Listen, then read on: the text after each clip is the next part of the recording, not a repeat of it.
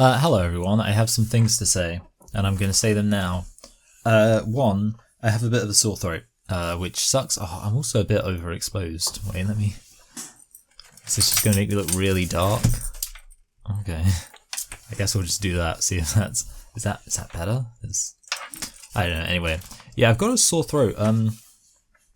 The thing is, I feel like, I'm not sure if it's actually like I guess I'll call it a mechanical injury, in that basically I actually scraped it, because I felt like I had a sore throat. But then yesterday I made some crispy potatoes, some like roast potatoes, but they had a really kind of a real crispiness to them. And as I swallowed them, I felt like a scratching feeling, as if the scratchiness of the potatoes. I think it's probably a combination that my throat was more sensitive because I had a sore throat in general, and then that made the whole scratchy potato situation more painful.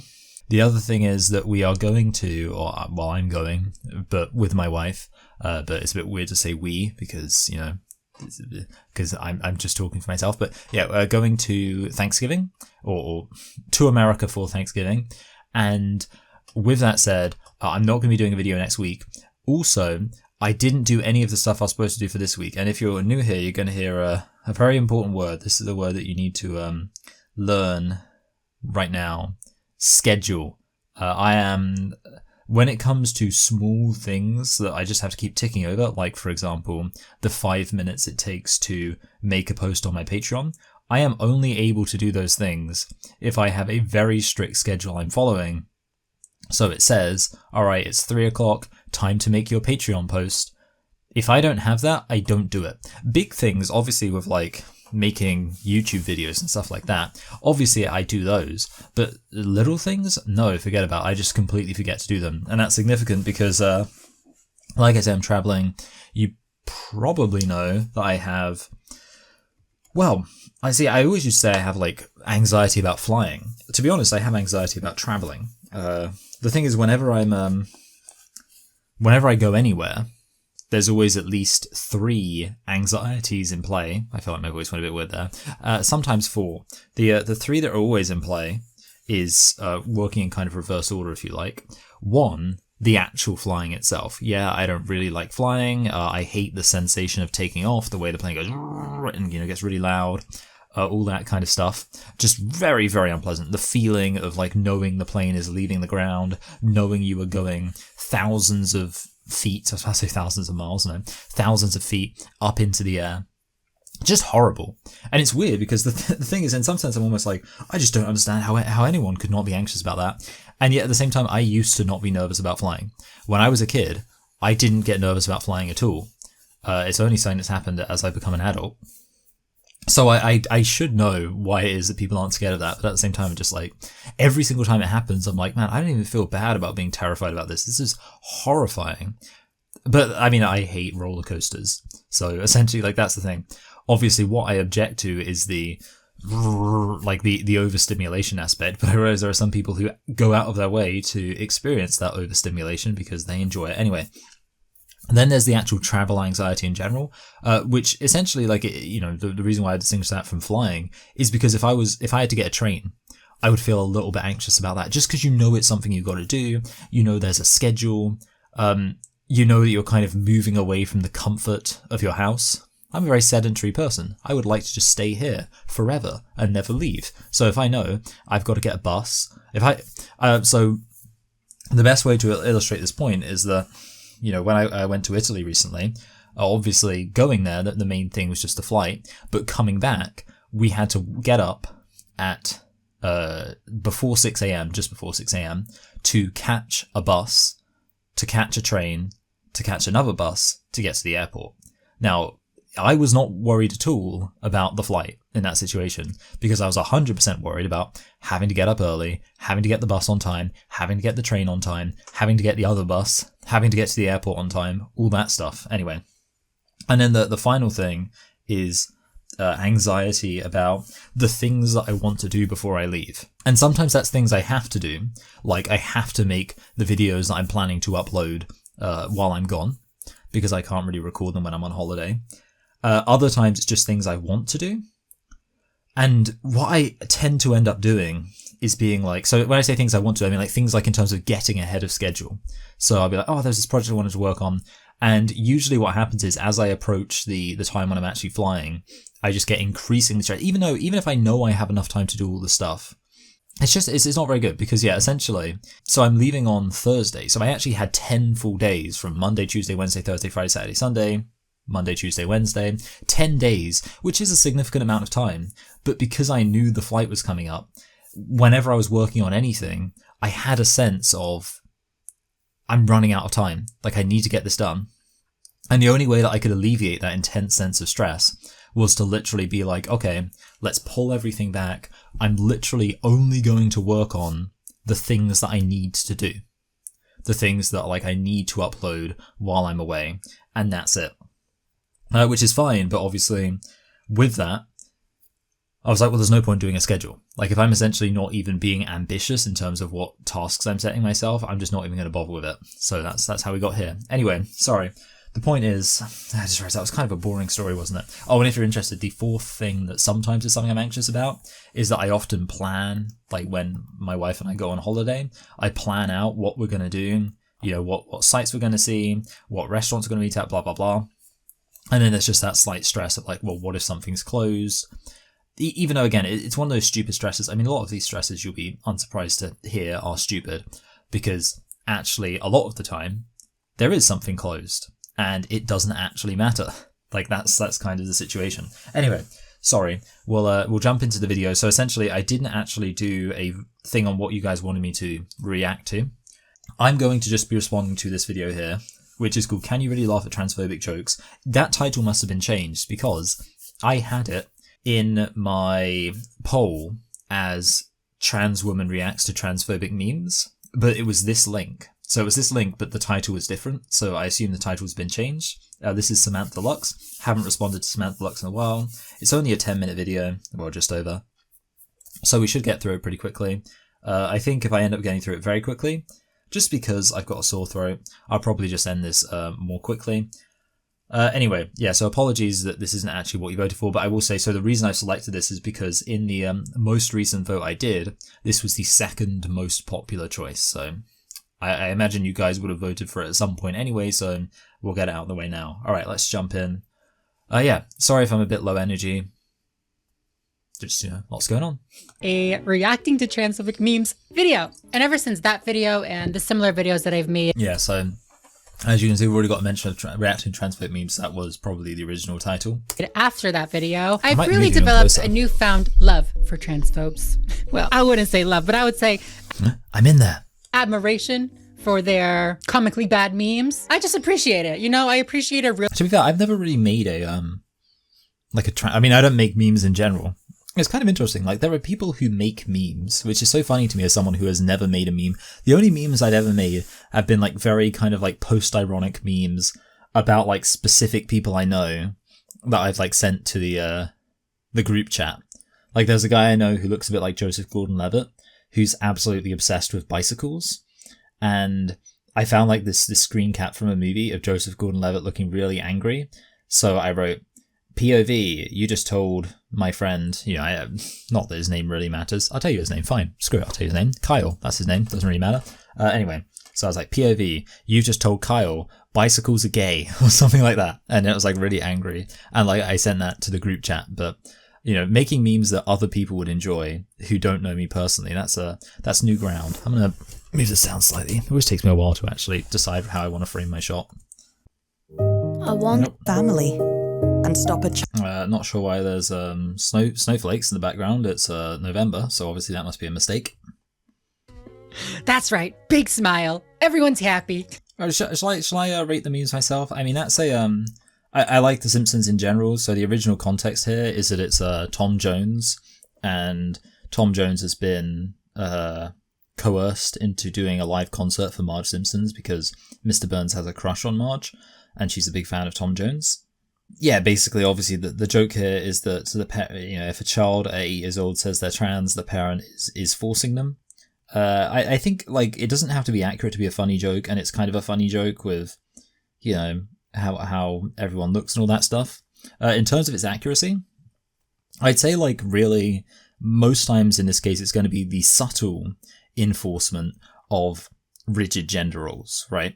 So I genuinely think a lot of the time there will be kids who are like, no, I genuinely am trans, and that's because a lot of kids genuinely, their conception of what it means to be a girl is wearing pink dresses. So if a boy likes wearing pink dresses, he'll say, oh, that makes me trans, that makes me a girl. So it's not so much, I do think it does happen that parents are much more directly forcing their kids to get into it, but I think most of the time it's more like kids have this warped idea of what it means to be a boy or a girl, and then parents go along with that, which is of course stupid, because as a parent, the kind of funny thing is actually it's implying that coercing your kids or whatever is bad. Well, as a parent, you are supposed to kind of lay down the law and discipline your kid precisely because they shouldn't just do everything they want to do because they're not developed enough to actually, have worked out the fact that you can be a boy and like dresses. Big smile. Everyone's happy. I've been getting into The Simpsons lately. I have to admit, I was never a big fan. What? Oh, that's good actually, getting into The Simpsons. I love that. Good old-fashioned transhousing by proxy, as people call it, where parents are forcing their kids to be trans. That's not real. I think it can be sometimes. Again, it depends how direct you're being about it.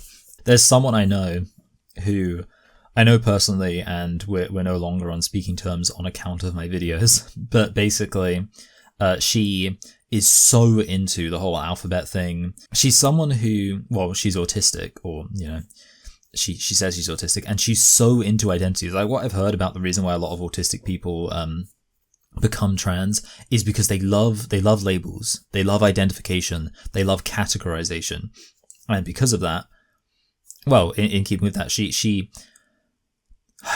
like, again, before we didn't have to talk to her anymore, which was, again, the thing is, it's kind of great because she wasn't even like, before anything, we were always a bit like, oh, I don't really know about this woman. And then obviously once she found out about my YouTube channel, which I think I mentioned a story there before, so actually I won't repeat it, but before, I think in one of my previous videos, I've actually spoken about this in more detail. There was literally a moment where she was like talking about one of her young kids who I guess had, like, I don't know, said as a daughter, I think girls are cute. And suddenly it became like, she just listed off a whole load of words. Like, she's a cissexual, pan-romantic, asexual, something, just like a whole load of stuff. And I was like, okay, cool, awesome.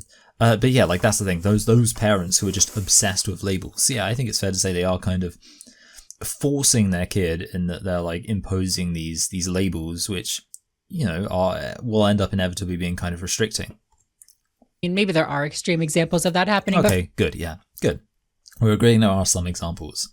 Samantha Lux and I, we're always seeing eye to eye. Typically the parent that's doing that in a situation is the Nintendo Wii music, is that copyright free?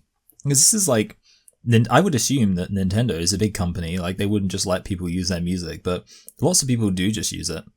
I don't really know, I don't do music in my videos, because I always assume, I actually don't know if I have the skill.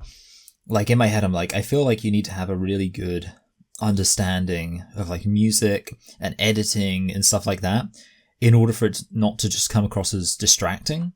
And I'm also like, do you need like bespoke music? Or I've never really gone in for the whole using music thing. One time I was considering it for my media review channel. I made a Halloween special thing, and I was like, shall I like actually make some like spooky music to go along with this? But then I was like, I didn't really know how it worked, because I thought like, if I just look for like license-free music, but then it said, no, license-free music you still have to pay. You just don't have to, or I think it was like royalty-free. You still have to pay for it. You just don't have to pay, like it's just a one-off fee or something like that. And I was like, this is too confusing, and I'm scared. Regarding a trans kid is an unsupportive parent, right? They're forcing their kid to not be trans. They're forcing their kid to wear boy clothes because they were born male. Okay, mentioning clothes, which obviously shows there's like a bit of an issue here. Because that's the problem, right? We're saying you're forcing your kid to not be trans. Well, what does it actually mean to force your kid to not be trans? It just means telling them, like, it essentially just means disagreeing with them, right? Because in terms of actions, you can say you can basically do anything you want to do. Obviously, the only exception would be, you can't join the girls' class for things. But, you can be gender non-conforming in whatever way you want. You just can't claim that that makes you something other than what you are. The call is coming from inside the house, Miss Girl. Also, the Simpsons are woke, so they would never. Mommy, is that a... The Simpsons have done some, like, anti-SJW stuff, but yeah, they're generally more progressive. There actually is a transphobic kind of joke in The Simpsons where they're talking about whether or not Bart, as a kid, should be allowed to sleep with his mum and dad, Marge and Homer. And Marge is like, wouldn't that warp him? And then Homer's like, no, my cousin Frank slept with his parents until he was like 15 or whatever. And then Marge is like, you don't have a cousin Frank. And Homer's like, oh, he changed his name to Francine. Man or a woman? It's a Democrat, honey. Dunked on. It's just so painfully obvious that transphobes have nothing. Yeah, in terms of like the joke there, I don't, like, you know, whatever. I don't really care about American politics. So if I was an American politics person, obviously I wouldn't be a Republican. The only weird thing about like America is it seems like I don't understand this idea that like the Democrats are like super woke, because aren't they just boring? Like, isn't that like the genuine thing about the Democrats? Like, they don't actually really have any values. Like, it's kind of weird because that's my perspective. They just seem like very kind of boring, kind of corporate, neutral, not really taking any stand on anything, wishy-washy, blah, blah, blah. And like, to be honest, the people who are like, oh, I'm gonna dye my hair green and like do all this crazy stuff. They're like the people who would be like, no, I'm not voting for the Democrats because the Democrats are too establishment. Right? Dianne Feinstein, is that her name? Or am I getting her name wrong? She's not dyeing her hair green and stuff like that. Like, the proper Democrat people, they aren't like that. They're not like dressing up in this kind of punky, dyeing their hair all sorts of colors way. Personally, I don't see the resemblance. But yes, we are voting for Kamala here, honey. It also... Okay. Well, yeah. I mean, that's the thing. The thing with like, so right now it's probably true that Democrats are more likely to be woke just because, I mean, the difference is Donald Trump. Like I said about the British election, I don't see the point in voting for Labour because Labour and the Conservatives are exactly the same. So if you vote for Labour, then you are basically just kind of signing off on the uni party and saying like, well, you know, I'm happy to keep up this illusion of choice and basically reward a party for not offering a legitimate choice. Like, I think that's nonsense. What I would say, though, with the Democrats versus Republicans is the Democrats and Republicans are not the same. Republicans are way, way more right-wing than the Democrats. Because in the UK, like, it's not just that the left-wing party, Labour, are very much in the centre. The right-wing party is also in the centre. The Conservatives are the ones who, like, allowed gay marriage. They're the ones who, I mean, well, for example, things like abortion and gun rights, they're not even debates in the UK. Our only ever female prime ministers have all been Conservatives. So in terms of, like, the kind of woke, progressive versus conservative situation, actually, or well, I guess I should say culture war stuff, the Conservatives and the Labour just aren't very different at all. Whereas obviously in the US, the Republicans are, you know, like, I mean, they are really pro-gun. They're anti-abortion. They're anti-gay marriage. So, there's a massive difference there. Mummy, a man or a woman over there? Mummy, define woman. I guess it makes sense the kid would be. See, I like the idea that the kid is British. But at the same time, the mum is using American political parties. Parents, if you wear that, it'll make you look like a boy. Me. Yeah, I sure hope it does. Well, hold on, that's not a transphobic meme. Also, that's not the cadence of the meme. It's, yeah, I sure hope it does. That's like the original, because that's Drew Gooden, and that's the classic, roadworks ahead. Yeah, I sure hope it does. Anyway, yeah, this doesn't even seem like it's an anti-trans meme, right? Dad called last night to check in on how I was feeling after my breast reduction and say, I bet that's a huge weight off your chest. Dad jokes are on. So these aren't anti-trans memes. I thought these were supposed to be like transphobic things. I mean, that's just whatever. I mean, that I'd say that dad is kind of like, that's a messed up thing to say because obviously your kid is like change their body. I mean, having said that, like, I understand that there are women who have breast reduction surgeries for like reasons not to do with trans stuff, and like maybe in that case, you know, it's like necessary. I mean, I don't have boobs. I don't really know like how it works. Essentially, like I don't think it's the kind of thing that you should really make a joke about if it's coming from someone like hating their biological sex. Essentially, that's it. Like, yeah, if you've got, I don't know, a good relationship with your daughter and, you know, like she's getting like back pain, because that's like the reason people get like proper breast reduction stuff, their boobs like huge and it gives them like physical pain. And like maybe in that case, yeah, you could break the ice, or break the ice, like break the tension, kind of alleviate things like the fact of surgery. I bet that's a big weight off your chest. I think I've said this before. I had a really funny story. This was like the first, I define it differently every time. This was arguably my first ever serious relationship, but I'll qualify that by saying I was 14. So you might say the fact that I was 14 means it couldn't have really been a serious relationship, but we were talking about boobs, so it was pretty serious. There was this girl who I was dating, and she had big boobs, and one time we were talking on, I think it was MSN, which was, I feel like everyone knows what that is. I hope none of you are young whippersnappers. Some of you might be old whippersnappers who don't know what MSN is, but it was like a prototype for Skype. It was, you know, like you would video call and you could hear each other, and we would call with the video, with the microphone on, but we would type, you know, just because who wants to sit there actually like talking the whole time. So I was like typing, and she was like, you know, this was actually before we were kind of like, this was when she was trying to lure me in. And one of the things she was saying to obviously lure me in was, yeah, you know, I've got really big boobs. That's me. I'm the big boob girl. And I was like, yeah, you are the big boob girl indeed. Interesting. And then she was like, she was like, yeah, my boobs are so big that I think when I get older, I'm probably going to have to get a breast reduction. And I was like reading it. I was like, reduction? and that's the one thing I think about whenever I hear people talk about women getting breast reductions. I always just remember like 14-year-old me, obviously, you know, an alpha male in my own way, just being horrified at the idea that someone would get a breast reduction. Anyway, like a little palate cleanser in, you know what I mean? A nice little dose of supportiveness. Dad. Well, you did 2 non-transphobic memes in a row. Cringy dad jokes and be a supportive ally dad. Oh my. I mean, like, are there really... I feel like dad jokes by definition are kind of like inoffensive. I saw someone like recently defining dad jokes, and they basically said, like, one of the things about them is if they're political, they'll be in kind of like a centrist way. Like it'll be something like, oh, those clowns in Congress, like that kind of thing, where it's like you're attacking the generic idea of politicians rather than a specific side.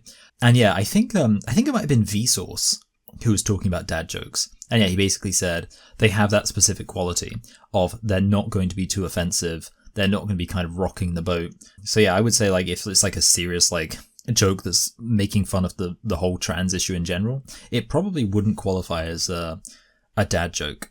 Me, when my father tells me with a straight face that HRT is made out of fetuses. It's funny how dumb you are. Yeah, okay. So that's like obviously just like who cares about that? But also it's not really a transphobic meme. It's a meme about transphobia. Is that a thing? People are thinking that. That's what the conspiracy theorists are on. I assume it's just to do with like people confusing hormones with stem cells. Although, like I'm saying that, I don't even know if that's not true, because I mean, people talk about like a lot of the surgery stuff. You know, like things. I want to say implants, which isn't exactly what I mean, but stuff that comes from other organic matter that's being put into you, even though it didn't originate from you. Like a lot of that stuff does come from stuff that like basically does abortion. So like basically with fetuses. But yeah, I would assume that's not the case here, based on the fact that apparently that's a dumb thing to say.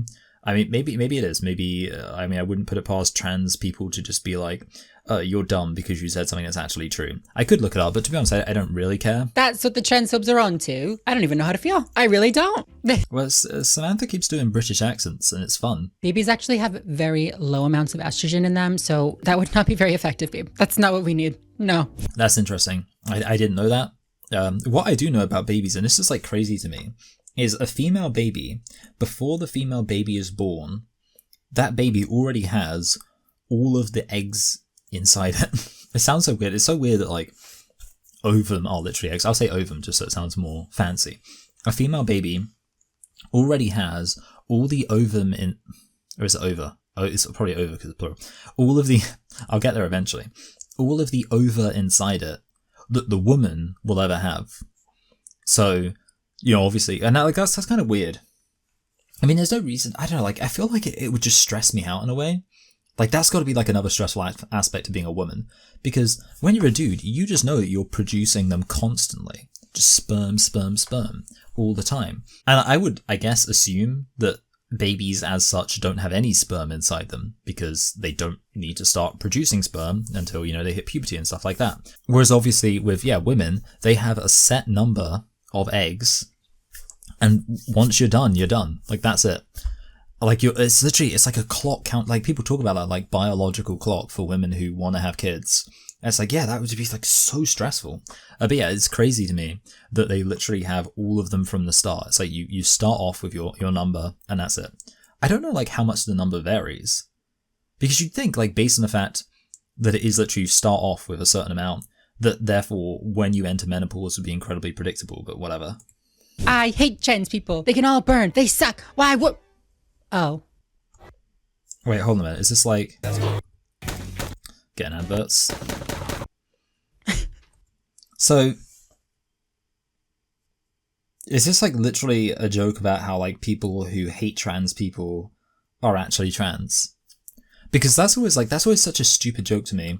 Because it's kind of like when people make that point about like being gay, like obviously the issue is you're literally blaming gay people for homophobia. But I can't even imagine that. But I don't know if that's actually what like is being said here, so I'll just see if that's the context. Ooh, happens to the best of us, babe. Well, actually, not me. I was kind of always a perfect ally. Did you? Yeah, like that's the thing. I can't really imagine anyone being like honestly, I will say this, like that's pathetic.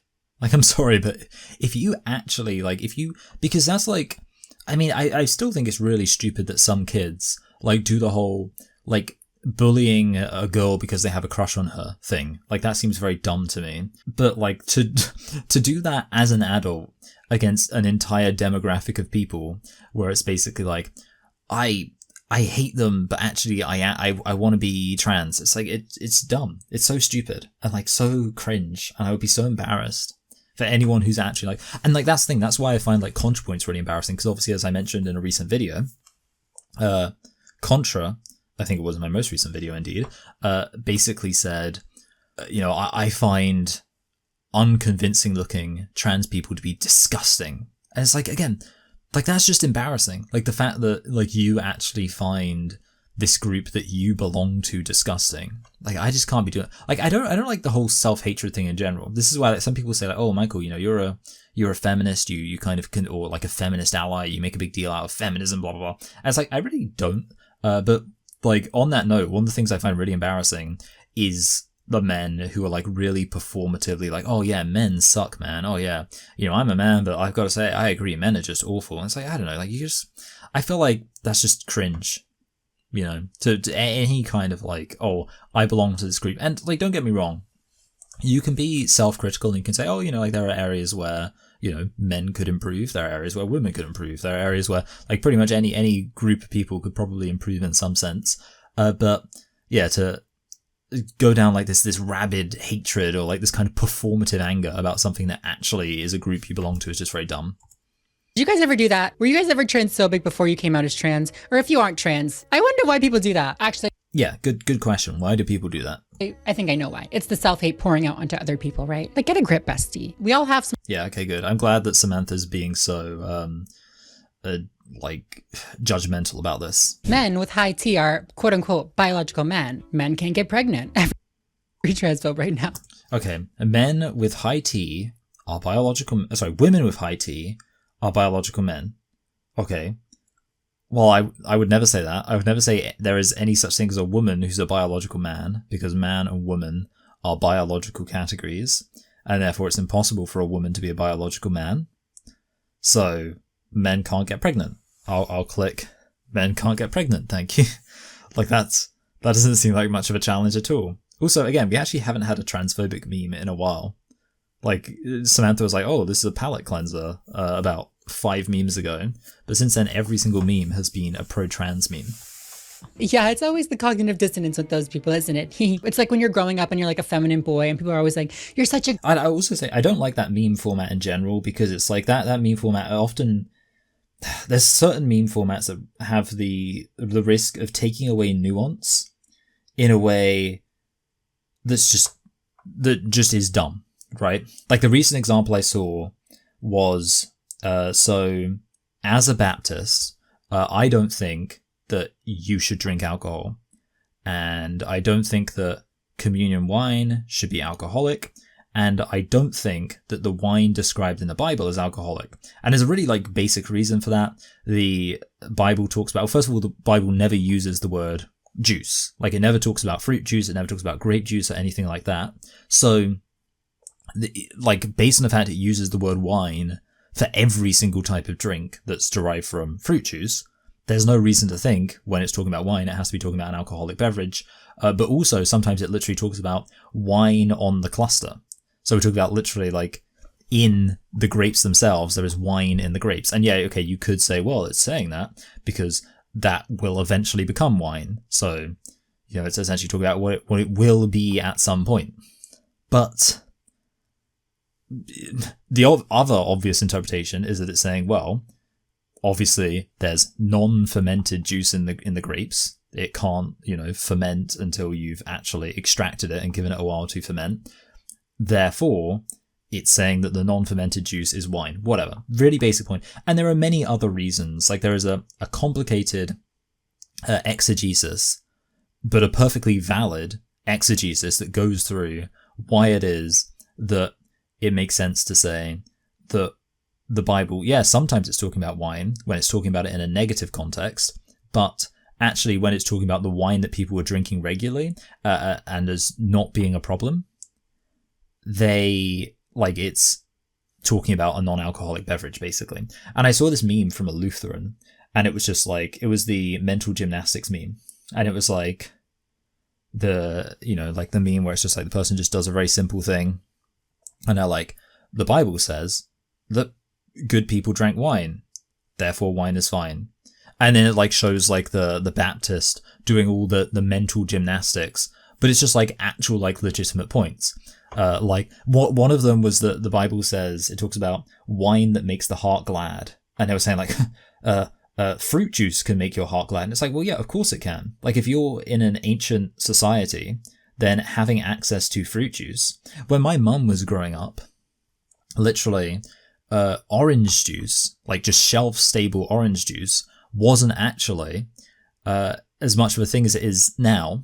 And it was like considered basically a luxury. Like you couldn't just like get a carton of orange juice really cheap and just have it as like a regular thing. So even back then, orange juice was considered a luxury. And that's like 40 years ago. So, well, even longer than that, like 50 years ago.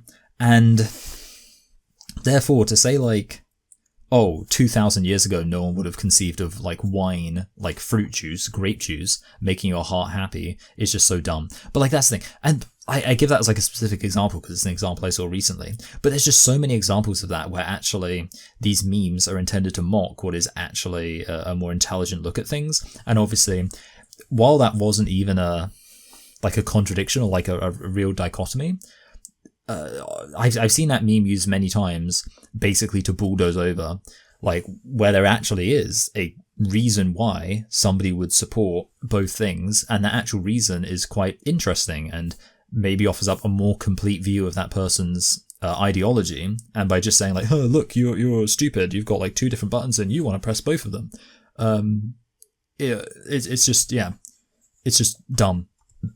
Girl, you're such a Sally. You always act like such a girl. Like, stop being such a girl. And then you transition into a girl and they're like, you're a man. You'll always be a man. You've always been a man. I'm like... Yeah, absolutely. If somebody is, like, criticizing men for not being manly enough, then that person has no business then criticizing that man for claiming to be a woman, right? So if you're going to be Like, that actually is a point where I feel like people do need to be consistent. Even then, I wouldn't say, like, there's no way someone can reconcile those two things. But obviously what I would say is, if you're going to be gender critical, you then shouldn't tell men to man up. Because the implication there is that being a man is something that you do, it's something you perform. And if you're saying to a man, hey, man, you should man up, well, how can you then claim that a woman who's manned up isn't being a man? I wish society would get into the habit of creating language that is purposefully inclusive rather than exclusive, and then creating exceptions to that exclusion. You know what I mean? They say, well, I don't think that's a terrible idea.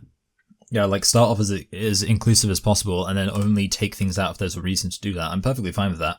What I would say, though, is that we do have a reason to take out biological males. So yeah, we can start off being inclusive, and that's wonderful. And we can, like, work backwards and say, well, now we've got this inclusive definition. What should we exclude? That's fine. But I would still argue that what we should exclude is biological males in the case of the category woman. Well, everybody's either male or female, well, except for these exceptions, like all of these intersex people and, you know, people with these differences in sexual development and all of these. Oh, good job using the word differences of sexual development. Look, in a way, like, that's actually a good thing to do.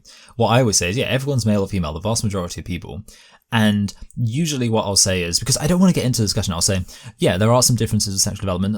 Okay, yeah, let's say that they really do blur the things. I would never say there is such a thing as someone who is neither male nor female, but I will say that there are some differences in sexual development that blur the distinction so much that it is really hard to make that clear delineation. But that's incredibly rare, and that's what I kind of tend to talk about.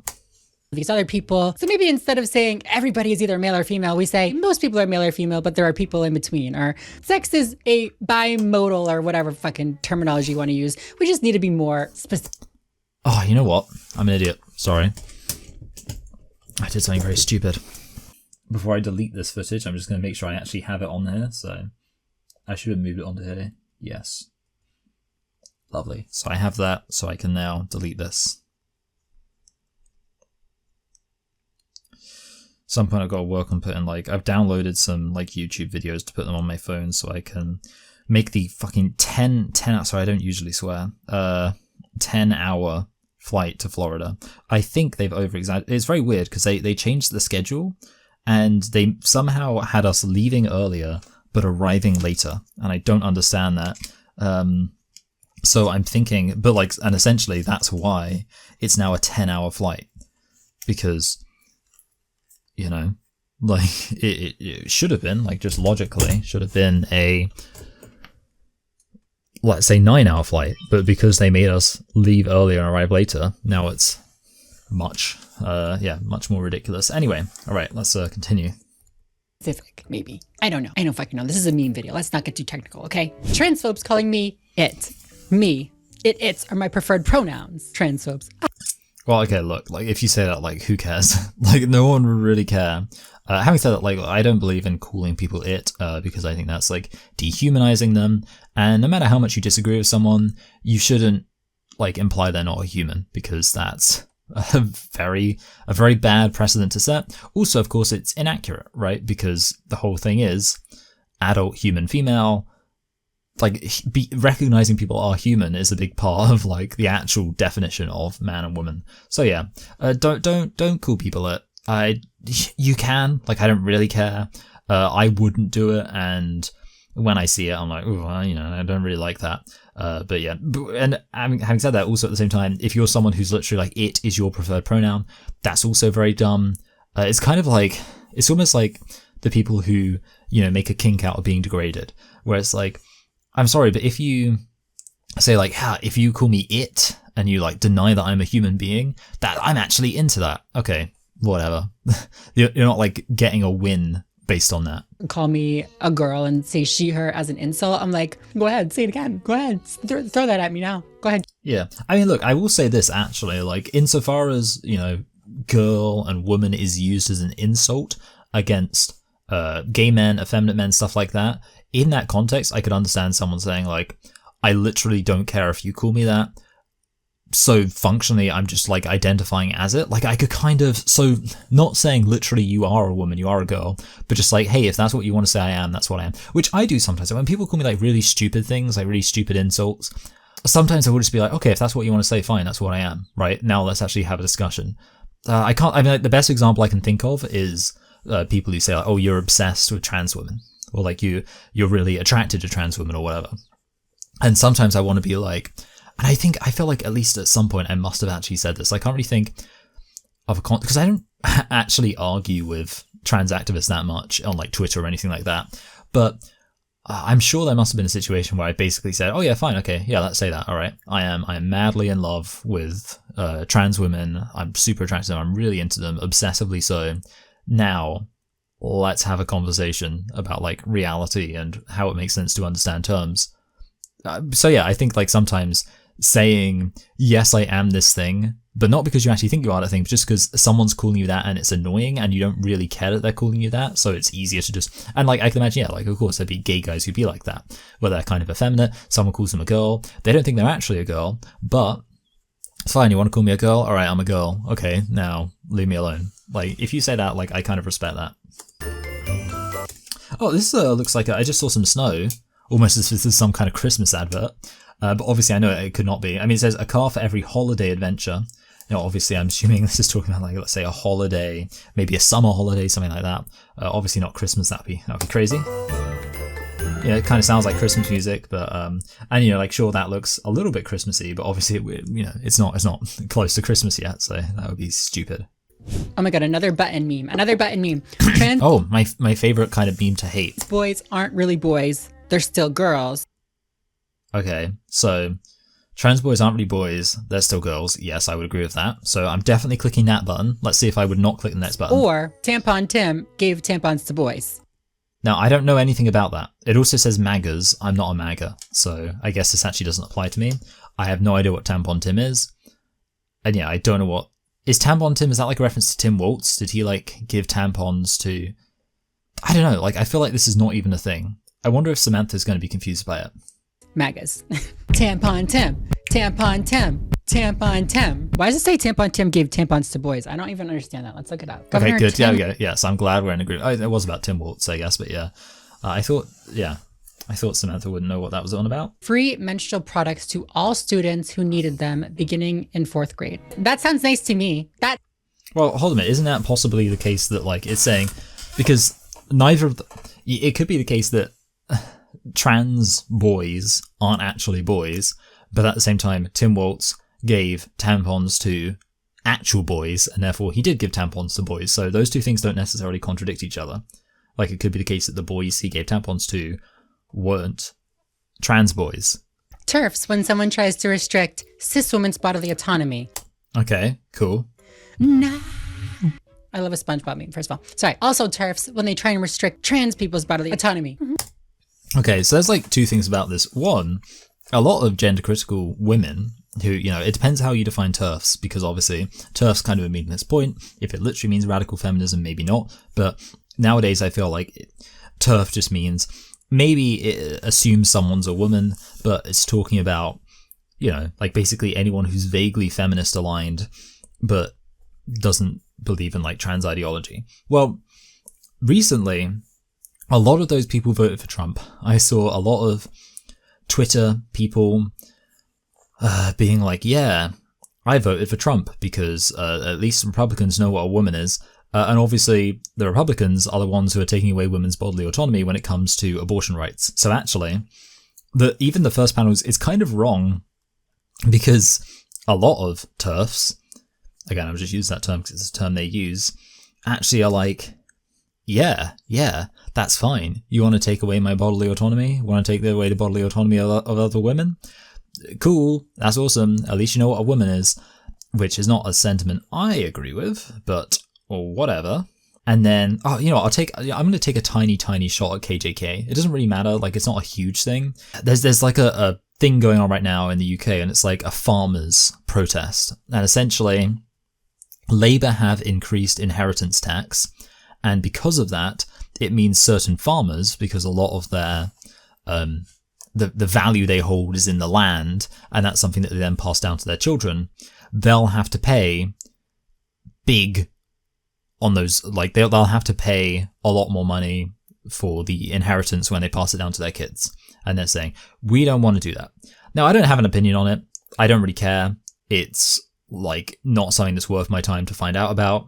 Generally speaking, my instinct is to say that inheritance tax is a very sensible tax because it's literally taxing something that you didn't earn. Like if you inherit something, you didn't earn that thing. In the case of farms, though, I can kind of understand this idea of like, well, no, look, a lot of what we're doing here is very much attached to the value of this land. So you're kind of massively hurting us. For example, like in my case, you know, I'll presumably inherit like the value of my parents' house, but that will probably only happen after I already own a house myself. Like, I guess like that's the situation. With farming, because people tend to live on the farms, it's kind of like much more likely that this isn't like an extra bonus, because that's the thing for a lot of people, inheritance is like a bonus thing where it's like, well, I already own all my own stuff because, you know, presumably by the time you're inheriting something, you're already quite old yourself, unless, you know, you're very unlucky and like your parents died very young.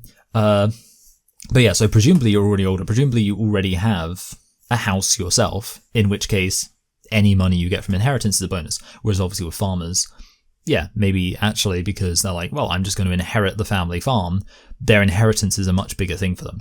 So yeah, that's the argument I could see. But essentially, Kelly J. Keane tweeted like, I usually try to stay apolitical, but I support the farmers. And like the only thing that annoyed me about that is, regardless of my opinion on it, one thing's true. This whole farmers thing is something that is very popular with the populist right in the UK. And it just annoys me that Kelly J. Keane is like, oh, yeah, I'm apolitical, but literally every single time that Kelly J. Keane breaks that rule, it's exclusively to express support for causes favoured by the populist right. So it's, I'm apolitical, but I don't like Muslims. I'm apolitical, but I support Israel. I'm apolitical, but I support the farmers. I'm apolitical, but I hate Just Stop Oil. It's always like, I'm apolitical, but let me be political for a moment. I'm in complete agreement with the populist right. And it's like, you can do that if you want. But like at this point, if somebody who's not part of the populist right says, well, I don't support Kelly J. Keane, I don't agree with her, I don't agree with anything she's doing, well, you can't say, well, she's a single issue campaigner, so as long as you agree with her on the trans stuff, you know, you've got to be on Kelly J. Keane's side.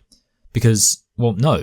She's at this point, she's not a single issue campaigner. She's someone who talks about the trans issue a lot, but very frequently moves away from that to express support for the populist right. So she's a supporter of the populist right. And if you're not a supporter of the populist right, if you're not a member of the populist right, then why would you agree with her when you are implicitly lending support to the things that she supports, which is to say the populist right? Again. Oh yeah, sorry, I got so basically, and Kelly J. Keane, of course, is also someone who I think has explicitly said that she thinks that women should vote for Trump. So that would be an example of someone who is a TERF, but doesn't have a problem with women having their bodily autonomy taken away. But then also TERFs when they try and restrict trans people's bodily autonomy. Yeah, the stupid thing about this is that, well, the thing is, I will say this, I think the bodily autonomy argument's kind of stupid because there are reasons why you might have bodily autonomy and there are reasons why you might not have bodily autonomy.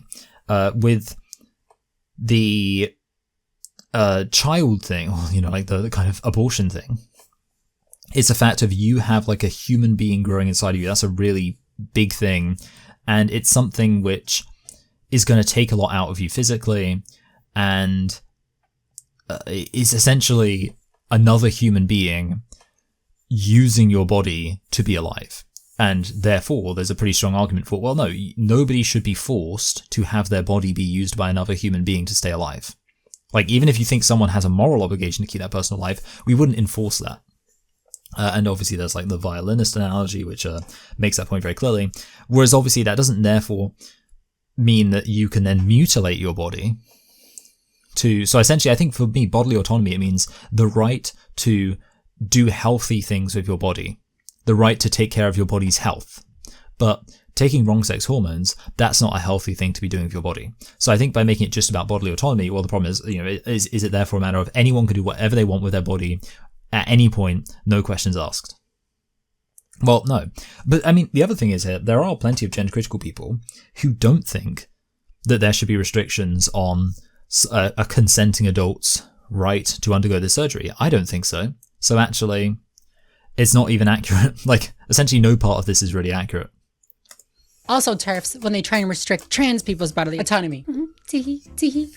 Again, it's that cognitive dissonance, right? Transphobes cannot create any arguments that do not hurt. Like, sorry, I'm drinking my smoothie, but Samantha, presumably, is over 25. Meaning, and like I've said before, I mean, having just beefed with Kelly J. Keane behind the privacy of a paywall, I do agree with Kelly J. Keane that 25 years old is a good age for when someone should be allowed to consent to be sterilized. If Samantha's over 25 years old, I don't think there is any reason why Samantha shouldn't be allowed to look like that, basically. Like, Samantha now, as a 25-year-old, should be able to do all that stuff. So I'm not wanting to restrict Samantha's bodily autonomy at all. Trans women compete on girls' teams because they have distinct biological advantages. Meanwhile, cis people. Literally, like, are we forgetting something, everybody? Are we forgetting that variation in bodies is every... Yeah, so this is, like, such a common thing. Essentially, like, the issue with it is it's not just, like, a normal amount of variation. I think I pointed this out before. Like, the best example, argument against this is that, essentially, if you are arguing that men should be allowed to compete in women's sports, you're literally arguing that such men should be allowed to get involved in women's sports because they're so exceptionally weak, exceptionally short, exceptionally slow, such that they don't present a threat to women. But the thing is, sports should be about celebrating. Like, yeah, we have natural variation, and sports should be about celebrating the best of that variation. So, really, if you don't have any sort of segregation, sports should just be dominated by dudes. But then what we say is, well, there's 50% of the population who have this very fundamental, like, physiological difference from the other 50%, so they should get their own league. That's, like, basically the argument. But obviously, yeah, there are physical things about me, physical variation that means that I'm going to be worse at a lot of sports than other biological males, and I shouldn't get a special league to celebrate that because that is just an example of me not being exceptionally qualified in those areas. Whereas in the case of a woman, it's not that she's not exceptional at basketball, it's just that she's a woman, so she's never going to be as tall as a man, basically. It's like the same thing with Michael Phelps. Doesn't he have like an extraordinarily long wingspan or something like that? A biological advantage, Henny? Get him out! Get him out of here! Trans girls. No. The other thing is, of course, we have the Paralympics. So that's another example where there's a precedent of we're not just celebrating who's the best at this thing, we're celebrating who's the best of this thing within the qualifiers of distinct groups. And obviously it would be a disaster. I mean, there have been situations where Paralympians have been revealed to not be disabled, and that's been considered quite the controversy. So that's just another example. Trans girls, X-Men, yeah. X-Men. How has this not come to my attention before? I mean, at least if you're calling yourself an X-Man, you acknowledge that you were at one point a man. Again, these have not been transphobic memes so far. I'm really disappointed. Why have I not been informed of this? No, that's incredible. We are the X-Men. Yeah. See, the X-Men are mutants, which some might say is like, like you wouldn't want to be compared to that. Thank you guys so much for watching, and I'll see you in the next video. Bye, everyone. Right.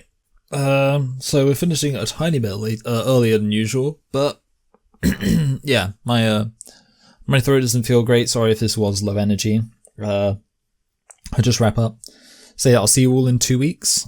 I'll try to remember to put the things up, even though I'll actually be on holiday, Thanksgiving, so maybe that makes it less likely, but I'll give it a shot. All right. Bye, everyone. I'll see you all next week. Ta-ra. 2 weeks from now. Ugh.